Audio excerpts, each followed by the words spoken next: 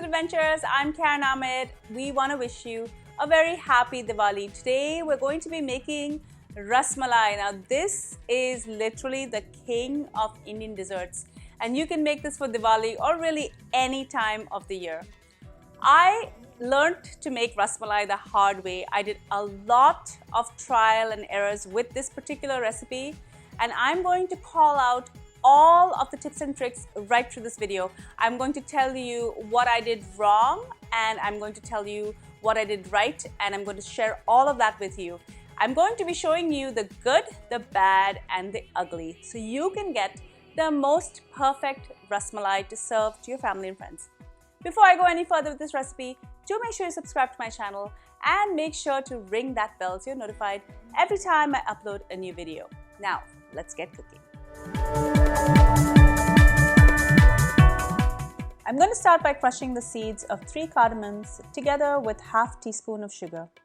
Of course, you could also use store-bought cardamom powder, but I prefer to crush some fresh as it's most fragrant.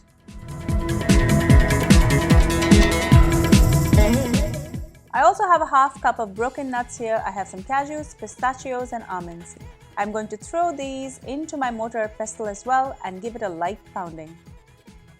I'm also going to squeeze the juice from 1 lemon. Now remember, our lemons are quite large in North America. This will yield 40 ml. If there's any pulp or seeds in the lemon juice, please remove it before you use it. And I'm going to dilute this with 40 ml of water for a total of 80 ml. This is going to be used to break or curdle the milk, and the solids left behind is called the chena, and it's what's used to make the malai patties. Tip number 1, make sure to dilute the acid for a gentler curdle. To make the chena balls, you need full fat milk. Low fat milk or skim milk will not work in this recipe. I have a 1 liter here, and this is 3% homogenized milk. Keep stirring the milk to prevent scalding. If you do find some golden yellow or brown scalding in your milk, make sure to strain it before you curdle the milk. Allow this to slowly come to the boil, and when it does, switch the heat off and allow it to cool till it's about 20% cooled down. To speed up the process, I'm going to add a half cup of water. I'm going to take this off the heat source and I'm going to leave it on my tea towel to cool. Tip number 2, to get soft solids, make sure the milk is not boiling hot. If you add the lemon water to super hot milk, it will curdle fast and it will turn rubbery, resulting in a very tough rasmalai. Once the temperature is about 80% of its original heat, add the lemon water in just a little bit at a time. You will slowly see it start to curdle, and soon you should see large clumps of solids. This is what you're looking for. Tip number 3 is to make sure you cool these solids down ASAP. The longer they stay in the heat, the tougher they get. I've prepared my cheesecloth that will sit over a strainer, and this will allow all of the whey to drain out.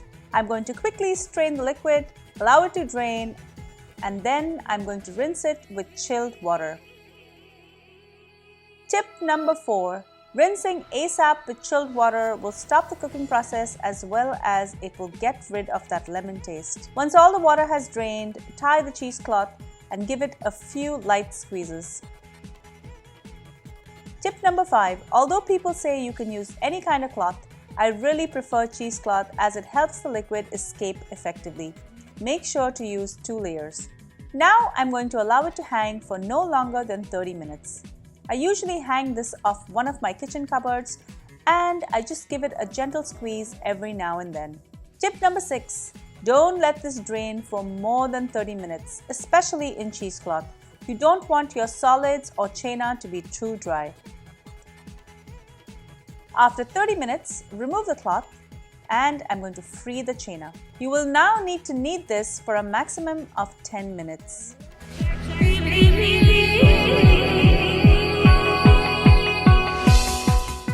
Tip number 7. The longer you knead this, the softer the malai will be. If your solids are stuck to the cloth, just allow the cloth to dry for a little bit, and they will literally fall off the cloth and you can continue to knead. Before I start to knead it though, I'm going to add a half teaspoon of cornstarch.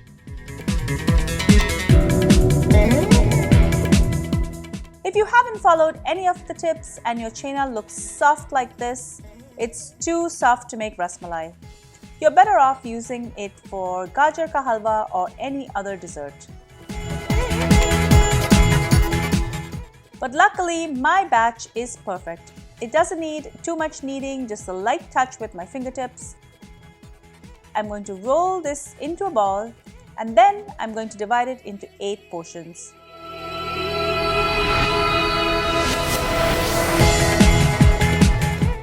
I'm going to roll these out into balls and then I'm going to slightly flatten them.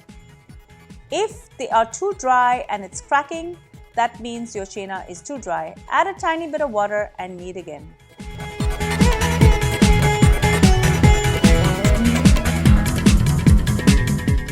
To cook the rasmalai balls, I have 6 cups of water here. Bring it to the boil and add 2 cups of sugar and cook till the sugar is dissolved. I learned through trial and error that it's very important to have the right vessel for this. You will need a pot wide enough to allow these balls to expand, but also you need to have at least 2 inches of syrup for it to float in. I'm going to gently insert these in one by one, and these will cook on high for 15 to 17 minutes.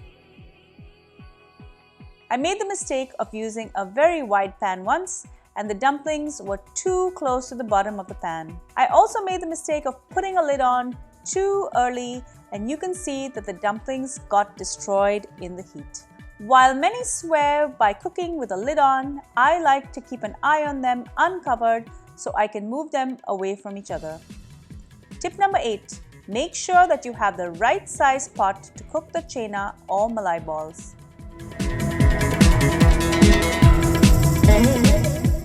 For this batch, you could make a few extra balls by starting with 1.5 liters of milk instead of 1 liter of milk.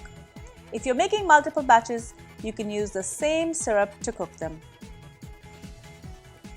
After they've cooked, I'm going to turn off the heat, put the lid on and allow them to sit for 5 minutes. Then I'm going to remove these and keep them on a plate to cool. Now to make the ras for the rasmalai, I have 500 ml of full fat milk here and I'm just going to heat it up. I'm going to add a half cup of sugar and the ground cardamom that we ground earlier. This is about a half teaspoon. I'm also going to add in the nuts, and for flavor, I'm going to add the tiniest pinch of saffron. Saffron comes from the stamens of crocus flowers and they are harvested once a year. If you add a larger pinch, it will turn the milk golden yellow and we call this kesar rasmalai. I'm going to boil this for about 5 minutes. The milk will reduce a little bit and now I'm going to allow it to cool down. Tip number 9. Leaving the milk thin allows the malai to soak up the ras easily. If you thicken it too much, it will be hard to absorb. Before I leave the rasmalai to soak, I'm going to pick up each one and just give it a gentle squeeze to remove all of the excess sugar syrup. I'm going to lay these out and spoon over half of the warm milk. Try as much as possible to keep them covered. If the milk doesn't cover the whole malai patty, either move it to a smaller container or keep flipping them over. Most people advise you to soak this overnight. I like to leave it for at least 2 days so it gets really nice, plump and juicy. And finally, tip number 10 is soak the rasmalai for at least 2 days for best results. And what are we going to do with the other half of the milk? I'm going to continue to boil this and reduce it down and store it separately.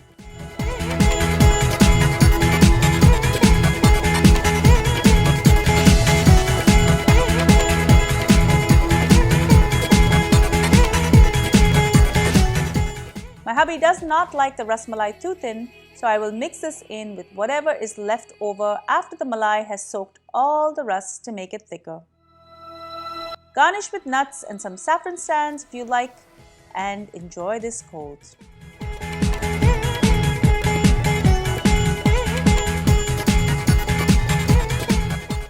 Thank you so much for joining me on Cravings Food Adventures. I hope you enjoyed this delicious recipe for Rasmalai.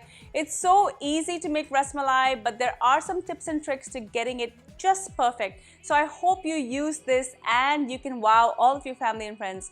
Guys, make sure to share my channel as well as my videos with all of your family and friends, and be sure to ring the bell so you're notified every time I upload a new video. And I love hearing from you, so do leave me a comment below. Also, let me know what other kind of recipes you're looking for. And don't forget, follow me behind the scenes on all of my social channels. I'm on Facebook, Instagram, Pinterest, and Twitter. Until I see you next time, do take care, and we want to wish you again a very happy Diwali. Bye.